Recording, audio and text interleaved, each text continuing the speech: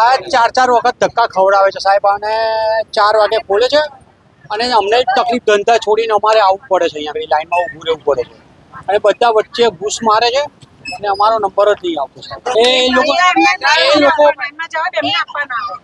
એ કઈક એવું કે છે મારે 2 દુકાનો છે. બોલો બોલો. હા, એ લોકો કહે છે કે સવારે અમે 2 ટાઈમ અમે દુકાન કરીએ છીએ, આ ત્રીજી દુકાન અમારી છે, એટલે 3 દુકાનનું કામ સમાવેશ કરે છે અંદર. એમને પહોંચી ના વળાતું હોય તો એમને પહોંચી ના વરાય તો બીજો વ્યક્તિ રાખી શકે છે. સર અડધું અનાજ આપે છે, પહેલા અડધું આપે, પછી પાછું અડધું આપે, પછી પાછું દાળ માટે બોલાવે.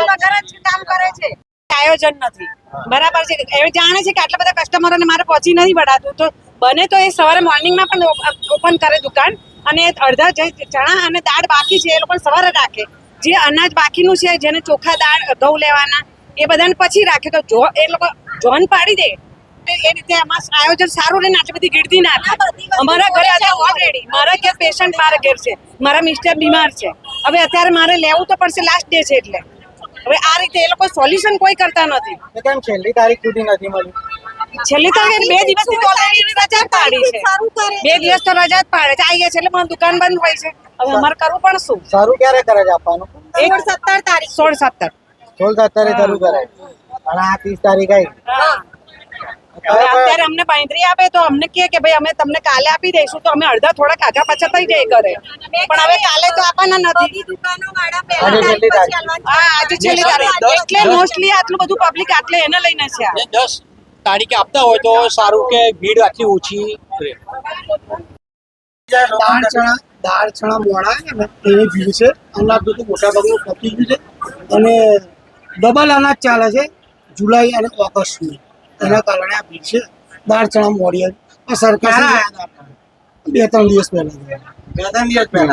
એ લોકોની ફરિયાદ એવી છે કે તમે 15 તારીખ પછી દુકાન ખોલો છો. નથી. આ વખતે જનરલી પરમિટ જ મોડી આવી અને પછી માલ બી મોડો આવ્યો, તો પક્કાવાર આવ્યો. પહેલા તો 50% પતી ગયેલું માલ, પછી 50% આવ્યો અને દાળ ચણા લીધે જ ભીડ છે, બીજો કોઈ પ્રશ્ન નહીં. કેટલો ટાઈમ દુકાન ખોલી હોય? મેં તો હું તો 9 વાગ્યા સુધી છેલ્લા 5 દિવસથી જમ્યો નથી.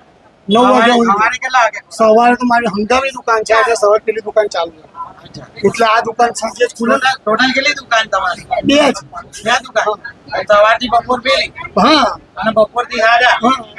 અને આ થાક્યો છું એટલે મેં તો સરકારશ્રીને સૂચના બી કરી દીધું, મારે નહીં કર્યું. સરકારમાં રજૂઆત કરી? હા, લખીને આપી દીધું મેં. શું કહે છે અધિકારી? એ તો હવે કહેશે કેટલા છે અહીંયા રેશન કાર્ડ? કેટલા ટોટલ? લગભગ 600-650. અને કેટલા દિવસમાં પૂરા કરવાના? લગભગ મારે તો પતી જ જાય છે. આ પર મોડું થયું ને ડબલ છે એટલે જ પ્રશ્ન છે, બાકી કોઈ પ્રશ્ન નહીં. તો અત્યારે 30 તારીખે તું તો નવરો બેસી રહ્યો.